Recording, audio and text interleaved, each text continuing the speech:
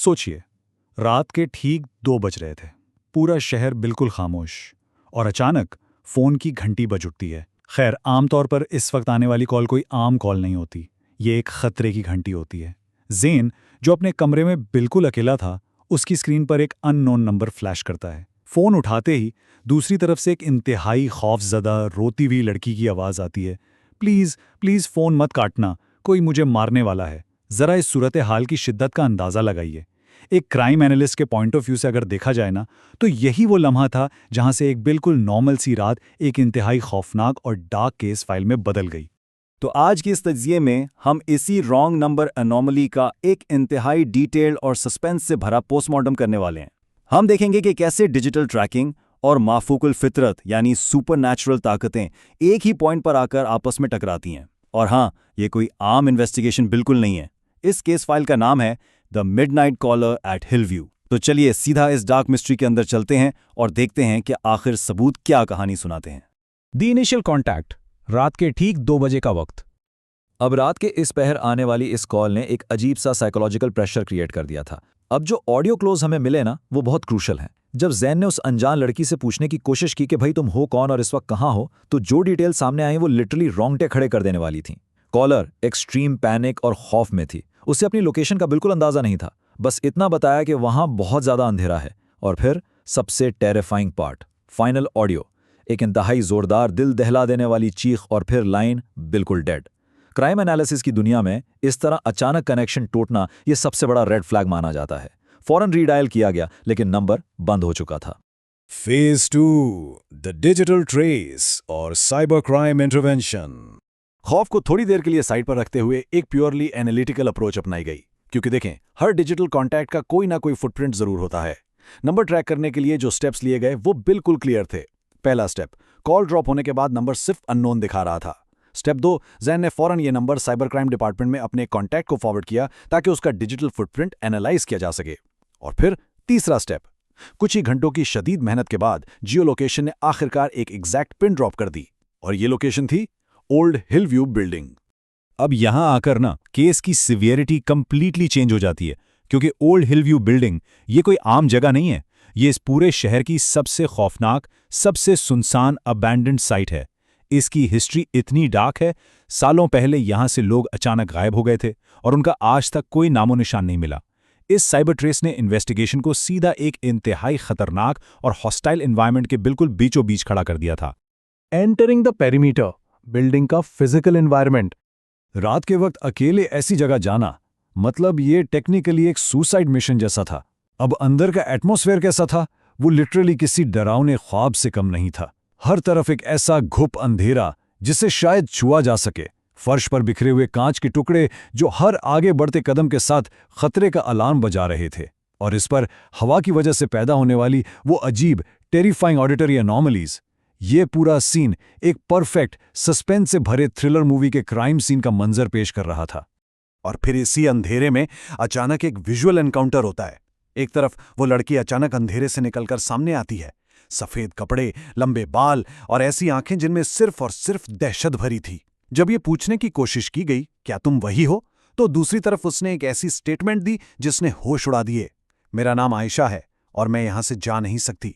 अब एक एनालिस्ट के दिमाग में फौरन अलर्ट बजता है, इसको किसने वहां रोक रखा था? आखिर वो जा क्यों नहीं सकती थी? लेकिन इससे पहले के बाद आगे बढ़ती थ्रेट लेवल अचानक एस्केलेट कर गया। ऊपर की मंजिल से किसी के इंतहाई भारी कदमों की आवाजें आने लगीं। फिर एक दरवाज़ा पूरी ताकत से धड़ाम से बंद हुआ। पूरा हॉल एक डार्क साइलेंस में डूब गया और आयशा ने अचानक हाथ पकड़ा और सीढ़ियों की तरफ भागना शुरू कर दिया। पीछे कदमों की आवाजें तेजी से करीब आ रही थीं। जब नीचे पहुंचकर चीखते हुए पूछा गया, कौन है वहां, तो डार्कनेस से जवाब में क्या आया? सिर्फ एक दिना जिस्म की खून जमा देने वाली हंसी। सस्पेंस अपनी एब्सोल्यूट द एनॉमली, जब रियलिटी शिफ्ट होती है। दोस्तों, ये वो एग्जैक्ट मोमेंट था जहां ये इन्वेस्टिगेशन किसी भी नॉर्मल क्राइम सीन की बाउंड्रीज को क्रॉस करके एक टेरिफाइंग सुपरनैचुरल जोन में एंटर हो गई। भागते भागते आयशा अचानक रुकी और जब हैरत से पूछा गया, क्यों, तुम जा क्यों नहीं सकती, तो उसने एक ऐसा जवाब दिया जिसने रियलिटी को हिला कर रख दिया, क्योंकि मैं जिंदा नहीं हूं। लिटरली दिमाग सिन हो जाने वाला लम्हा। फ्रेंजिक, क्राइम सीन, लॉजिक, सारी चीजें एक ही सेकंड में जीरो हो गईं। अगर यहाँ फिजिकल एविडेंस और पैरानॉर्मल वाकियात का एक टेक्निकल कंपैरिजन किया जाए ना, तो सूरत हाल और भी कॉम्प्लेक्स हो जाती है। एक तरफ हमारे पास सॉलिड फिजिकल एविडेंस थे, अबैंडन बिल्डिंग, टूटा हुआ शीशा और वो क्लूज जो प्रैक्टिकली पुलिस के लिए छोड़े गए थे। लेकिन दूसरी तरफ अचानक टेम्परेचर का माइनस में गिर जाना, दीवारों पर खुद ब खुद खून के निशानात का उभरना और एक स्पिरिट, एक रूह का फिजिकल क्राइम सीन पर आकर अपनी ही मौत की इन्वेस्टिगेशन में खुद गाइड करना। साइंस और माफूकुल फितरत ताकतें दोनों एक ही जगह एग्जिस्ट कर रही थीं। जब दीवारों पर खून के निशानात उभर रहे थे और ठंडी हवा के झोंके चल रहे थे, उस वक्त आयशा ने रोते हुए अपनी ट्रैजिक टाइमलाइन रिवील की। 3 साल पहले कुछ लोगों ने मुझे यहाँ कत्ल कर दिया था, और जब इससे ये शौक में पूछा गया तो फिर तुमने कॉल कैसे की? उसकी जस्टिफिकेशन बिल्कुल क्लियर थी, क्योंकि सिर्फ तुम ही मुझे इंसाफ दिला सकते थे। यानी एक विक्टिम ने अपने ही कातिलों को पकड़वाने के लिए डिजिटल नेटवर्क का सहारा लिया। मौत के बाद भी जस्टिस की डिमांड ने उसे डिजिटल दुनिया से डिस्कनेक्ट नहीं होने दिया। केस क्लोज्ड और जस्टिस सर्व्ड। पुलिस के अराइव होने पर इस सुपरनैचुरल गाइडेंस ने सॉलिड फिजिकल क्लूज को बिल्कुल ओपन कर दिया। बिल्डिंग के अंदर से कातलों के डीएनए, खून के सैंपल्स और सबसे इंपॉर्टेंट चीज, दीवार के अंदर छुपाया गया आयशा का अपना टूटा हुआ विक्टिम फोन रिकवर हो गया। इस डिवाइस के अंदर जितने भी डिजिटल क्लूज और लोकेशन टाइम स्टैम्प्स थे, उन्होंने कातलों की आइडेंटिटी को कंप्लीटली एक्सपोज कर दिया। एक सालों पुराना कोल्ड केस आखिरकार सॉल्व हो चुका था। The aftermath, the cycle continues.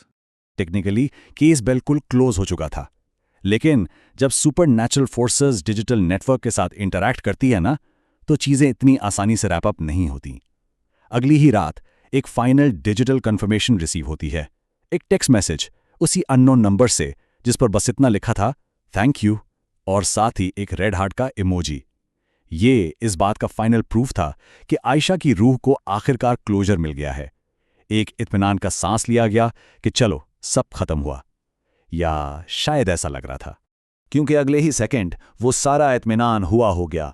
Phone की स्क्रीन एक दफा फिर ब्राइट हुई, एक नई इनकमिंग कॉल, लेकिन इस बार स्क्रीन पर जो डिस्प्ले हो रहा था उसने खून जमा दिया। अननोन कॉलर और उसके बिल्कुल साथ मौत का सिंबल, एक स्कल का इमोजी।